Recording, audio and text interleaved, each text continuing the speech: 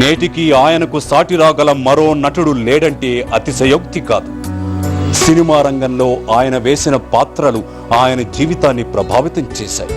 ఆ కష్టాలు కడగండ్లు ఆయన్ని విచలితుణ్ణి చేశాయి. కమిటీ మీటింగా, దొంగలు ఊళ్ళు పంచుకునే మీటింగా, దేశాన్ని దోచుకునే మీటింగా, ప్రభుత్వం ఎన్నో ప్రణాళికలు తయారు చేసి ఎంతో డబ్బు మంజూరు చేస్తూ ఉంటే మీలాంటి చీడ పురుగులు స్వలాభంతో దాన్ని అంతా తినేసి దేశాన్ని నాశనం చేస్తున్నారు.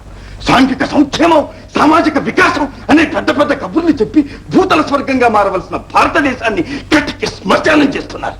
స్వార్థం స్వార్థం స్వార్థం. ఫలితమే 1982 మార్చి 21న రాజకీయ రంగ ప్రవేశం.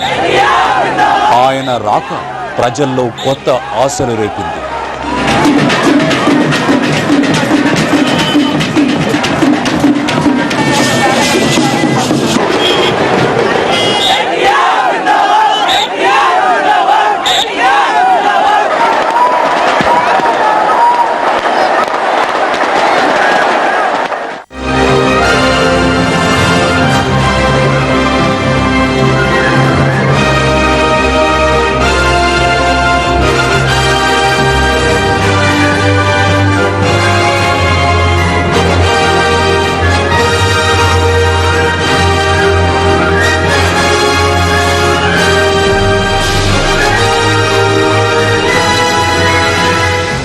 ఇన్నాళ్లకు తమ కష్టాలు తొలగించే కొత్త నేత వచ్చాడని వారు నమ్మారు. అందుకే 9 నెలలకే అధికారాన్ని అప్పగించారు. అది వమ్ము చేయకుండా ఆయన తెలుగునాట అనేక సంస్కరణలకు ఆద్యుడయ్యారు. కుళ్ళిపోయిన అనేక పాత వ్యవస్థల్ని కూకటి వేళ్లతో పెకిలించారు. నూతన వ్యవస్థలను నిర్మించారు. పిడుగులను సైతం పిండి చేసే అడుగులు వేసి తెలుగు బాణి పలికించారు. బడుగుల బాగు కోసం నిరంతరం పాటుపడ్డారు. సమాజంలో దగాబడ్డ శక్తులకు బాసటగా నిలిచారు. అణగారిన వర్గాల ఆశాజ్యోతిగా వెలిగారు. పేదల పక్షపాతిగా మారారు. సామాన్యుడి కన్నీటిని తుడిచే కర్తవ్యాన్ని నెరవేర్చారు.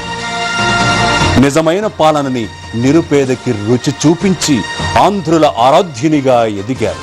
ప్రజా సంక్షేమం అనే మాటని ఆచరించి చూపారు. స్త్రీలకు సమాన హక్కులు కల్పించారు. ఆడపడుచుల అన్నగా వారికి అండగా నిలిచారు. కొత్త రాజకీయ సంస్కృతిని సృష్టించారు.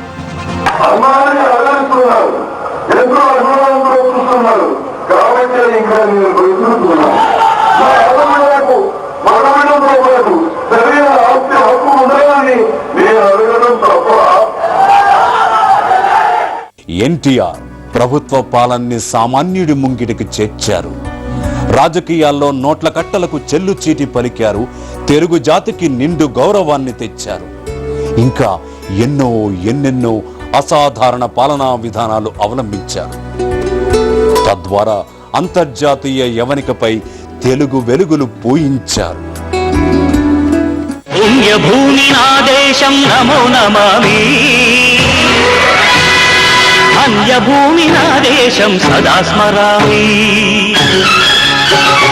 పుణ్యభూమి నా దేశం నమో నమామి, ధన్యభూమి నా దేశం సదా స్మరామి. నన్ను కన్న నా దేశం నమో నమామి, అన్నపూర్ణ నా దేశం సదా స్మరామి. మహామహుల కన్న తల్లి నా దేశం, మహోజ్వలిత చరిత కన్న భాగ్యోదయ దేశం నా దేశం. కాంగ్రెస్ కు వ్యతిరేకంగా దేశంలో ప్రత్యామ్నాయ రాజకీయాలను సృష్టించిన అరుదైన నేత ఎన్టీఆర్. ఆ పార్టీతో ఆయనది రాజీ లేని పోరు. కేంద్రంలో కాంగ్రెసేతర ప్రభుత్వానికి మరోసారి నాంది పలికింది ఆయనే. ఇవన్నీ ఒంటి చేత్తో మొక్కవోని ధైర్యంతో చేసిన ఘనత ఎన్టీఆర్దే. ముఖ్యమంత్రి గారు ఇలాంటి నీచులు అసెంబ్లీలో ఉంటే అప్రతిష్ట, పార్లమెంటులో ఉంటే పరువు తక్కువ, అసలు దేశంలో ఉంటే జాతికే మచ్చ.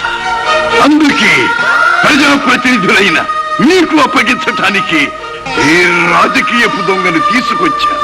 ఎన్నో కోట్ల మంది ఎంతో విశ్వాసంతో అసెంబ్లీకి పంపిన ఎమ్మెల్యేలు మీరు.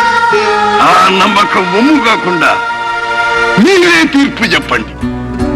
ఆయన సమాజాన్ని శ్వాసించారు, శాసించారు, ఎదిరించారు, పోరాడారు. పోరాడుతూ కన్ను మూశారు. ఆయన జీవితం యావత్తు ఆరాట పోరాటాలమయం. 1996 జనవరి 18 దాకా, అంటే తుది శ్వాస వరకు ధీరోదాత్తంగా ప్రజల మనిషిగా జీవించారు. ప్రజారాముడిగా, తెలుగింటి రాముడిగా తరలి వెళ్ళారు. అన్న గుండె ఆగిందన్న వార్త వినగానే పేదవాడి అన్నం గిన్నె తొణికింది.